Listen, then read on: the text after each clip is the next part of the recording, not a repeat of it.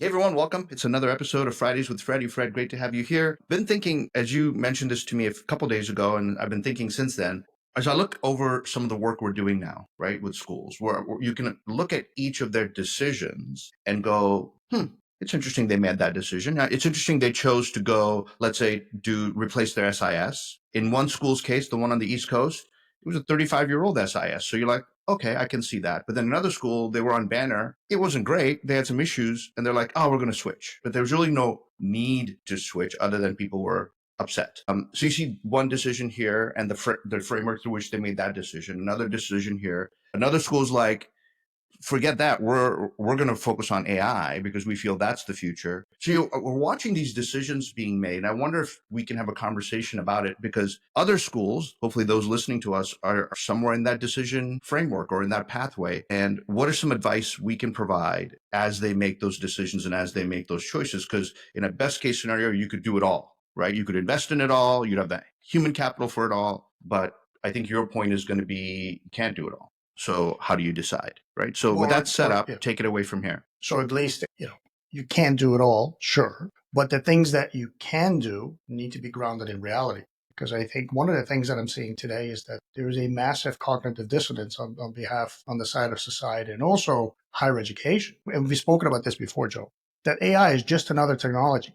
It is not, right? It is exponential. It is revolutionary of what it can do. The latest model of ChatGPT, when they put it through the paces of a regular IQ test that we've decided as a society that, if we give a human this test, this is what IQ is. The latest ChatGPT model is at 175, 118. Put that into perspective, the average human is around 100. You consider the genius if you 140.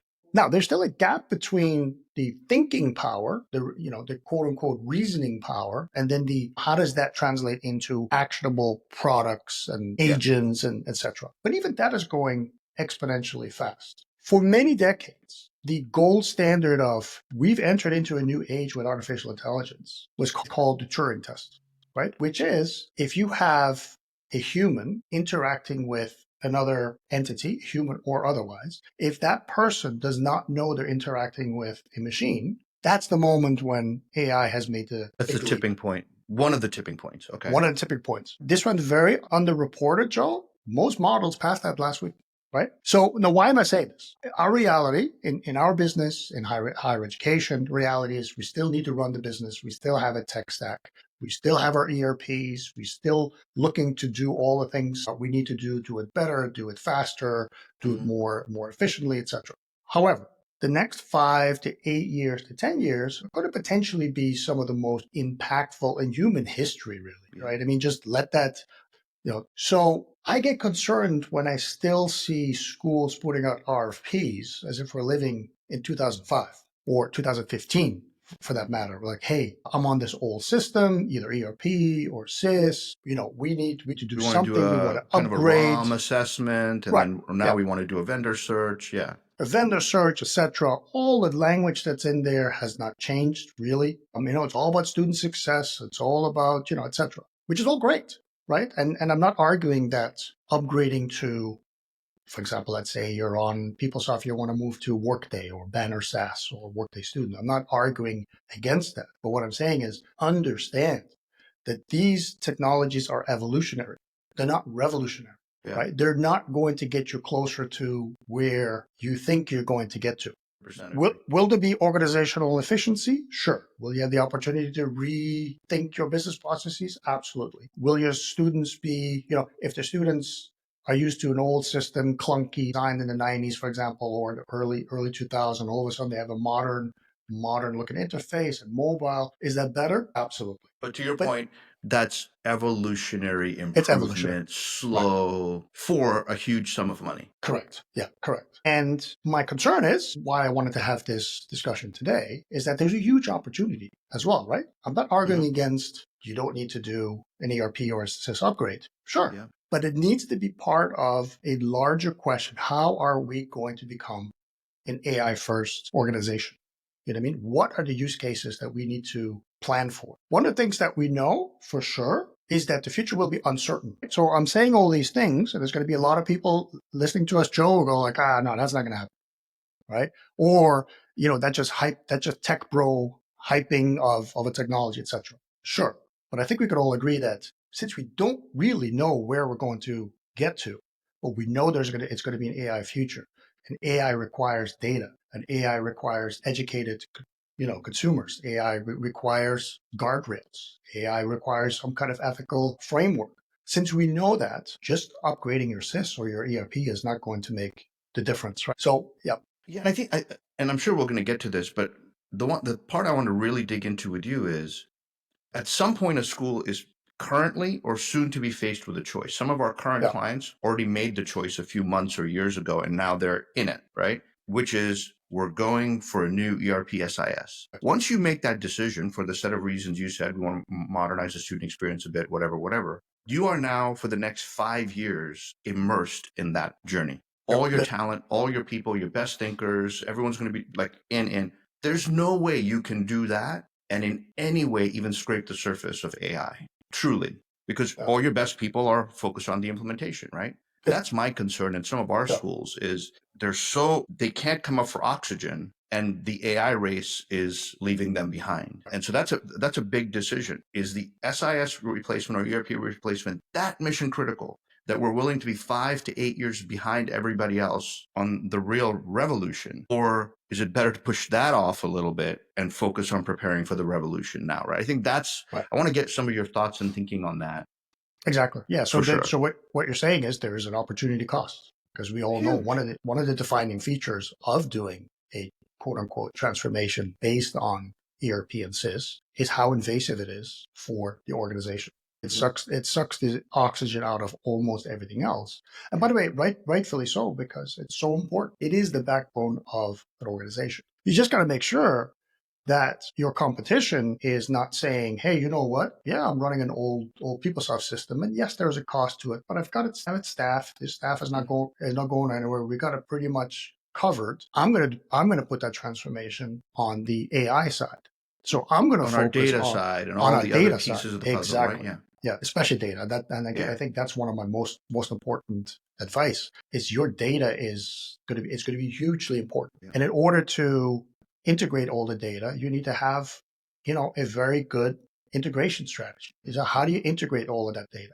And then how do you start to make sense of all of the data? Because this goes way beyond, advanced analytics or business intelligence, predictive analytics. This goes way, way beyond there. So you're going to have to start thinking about building a semantic layer that gives meaning to all of these different types of data and start creating. And I've said this many, many times on the podcast, Joe. If there's one thing that I believe is that almost every organization will have to go to some type of knowledge graph technology where you can start mapping all of the entities, connecting the entities, and then having some type of automation either through blockchain or some other method to manage that data, control the data. I think that's going to be hugely important. And so, to your point, if a school says, yeah, we'll get it, that's all important, and we got to go after that, but you've taken on a huge implementation, and I know we've kind of picked on ERP SIS, but it could be a Salesforce implementation, it could be whatever, right? Any major implementation, even sometimes a Stellic implementation can take up a lot of bandwidth. So if you're going for one of these point solution implementations and you think that's going to be the game changer, understand it's not just the money to me, because schools can always get money. It's the human capital. It's you're taking the minds of the people who should be thinking about something else and putting it on another thing. And have you calculated that cost? Because that cost, I don't think people are calculating. So if there's a school today that's thinking, hey, we have an okay technology stack, but we need to modernize. They put out an RFP. They hire an organization like ours. It says, okay, well, let's see where you are, and let's make let's we're about to do that for a school who just wants an assessment of just an current assessment, state. right? Yeah. Exactly. What's my current state? Then the next step is going to be, okay, now what do I do with this? Traditional ERP and SIS are also reflective of the way higher ed has been structured for literally over 100 years. The departments, if you took anybody from 100 years ago that worked in higher ed and put them in higher ed today and say, hey, can you go talk to the dean of the history department, for example, they'll be able to figure it out. Yeah, they can have a meaningful conversation. Yep. Yeah. I mean, everything like, there's a dean, there's a history department, and the department is part of whatever other department. Have to have prerequisites, and you still have to go get sign-offs. Yeah. Exactly. Yeah. So the whole method by which the school has been organized has been fairly static. The way you've noticed this, Joe, the way some schools have tried to deal with the fact that, yeah, but really we need all these departments to work together is to create these one-stop Hmm. shops, right? Like, oh, Yeah. well, let's put the registrar and a financial aid and some IT folks or whatever, but let's put them all together so that if a student has a question that we can deal with it on the spot. In an AI future, the organizational design itself will probably have to flatten dramatically because we need agile teams, but we need agile teams that are cross-functional. They're data literate. So that's a whole different way of looking at, okay, how do I provide my services in this new AI future? And to circle back to our original point. So if you are going to do an upgrade of a system with ERP, fine, absolutely do it. But if you do it in the traditional way of, well, I'm on PeopleSoft, now I'm on Workday. Hey, look at me, I innovated. It's not going to cut it because everything stays the same. You need to look at your organizational structure. You need to look at the way your teams operate. You need to know the skill sets that that that that the people need. And all my thesis is basically this: yes, you want to do an upgrade, or not an upgrade, or upgrade to the latest and the greatest, fine. But you need that AI lens. You need to put the ERP and SIS where it needs to be, which is it's a backbone of the institution, but it's not the end all be all layer that's going to get you ready for the AI future. I want to hit on that point, though. I want to make sure people don't miss what you just said, which is whether you have an old ERP or a new ERP, an old SIS or new SIS, it belongs in the back, Yeah. so to speak. It can't be the interface that your students and staff are actively engaged in. If you believe that's the future, that, oh, we got better screens or we got better landing pages for our students and better dashboards right inside our SIS, then you are completely missing the AI race. You're like out of the game. Am I correct in saying that what I'm hearing from you is old or new, you have to be thinking about how does that layer move to the back, and how does the engagement layer and the experience layer sit on top of that, talking Yeah. to it, but being the place where the student's interacting, and that's where the AI comes in. Right. Exactly. Yeah. Yeah. It's So if I came fluid. to this process thinking evolution, oh, we're going Yeah. to move from Banner to Workday or from PeopleSoft to whatever, I would just say, oh, better screens, cool. Students will have a better experience. If I'm thinking revolution, I'm thinking there are some functional reasons why we need to replace our SIS. But while we put it in, we're going to figure out ways to move it to the back and what's going to sit on top of it to actually solve the real problems staff and students are experiencing. Exactly. Yeah, Got it. and Joe, you and I have spoken about this many times, and beyond as an organization believes this to a certain extent as well, which is student information systems and ERPs. They're just containers for business processes and data. They're workflow engines at heart. AI agents can run workflows too. Mm-hmm. So the idea that, well, let me upgrade from one workflow engine to just another workflow engine, which by the way has more hooks into things, sure, that's great. But there's another technology out there that can probably connect more things and provide insights and prediction and interventions at a scale that is fairly unique today. So if someone's listening in, Fred, let's say whether they're a technology leader or a functional leader or a president, and they're like, okay, guys, I hear what you're saying, but boil this down for me. Like, what's the takeaway here? What's the recommendation? Let me see if I could take a first crack at it and you could clean it up. One of the first recommendations is question, where are you in your ERP SIS journey?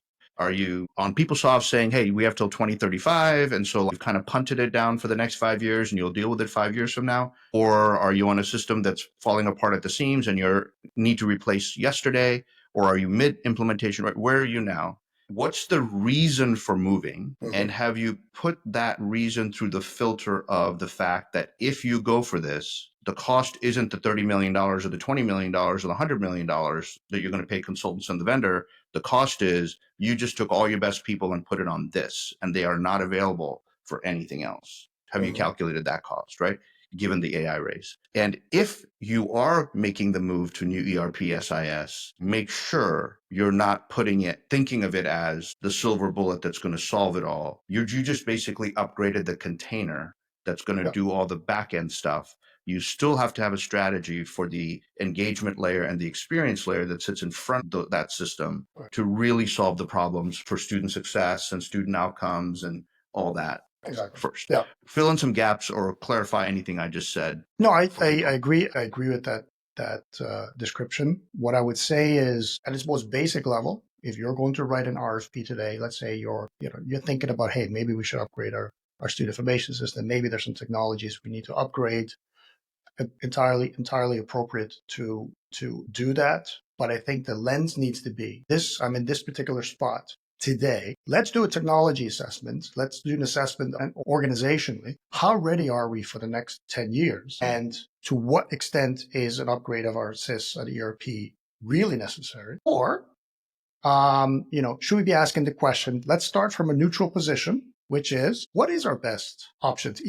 Consultant, give me 2 or 3 or 4 options of where I should be going. And then you need a neutral party that's not really working for Oracle or Banner or Workday that could say, okay, here are your 3 or 4 options. And by the way, Workday or Oracle might be a good component of that, but it's not the entire strategy for the next 5 to 10 years. You bring up a great point. Most of the RFPs or requests that go out have made the assumption that a new SIS is going to be purchased. So they're asking for, give us a ROM, right? Rough order of magnitude, give us a market scan.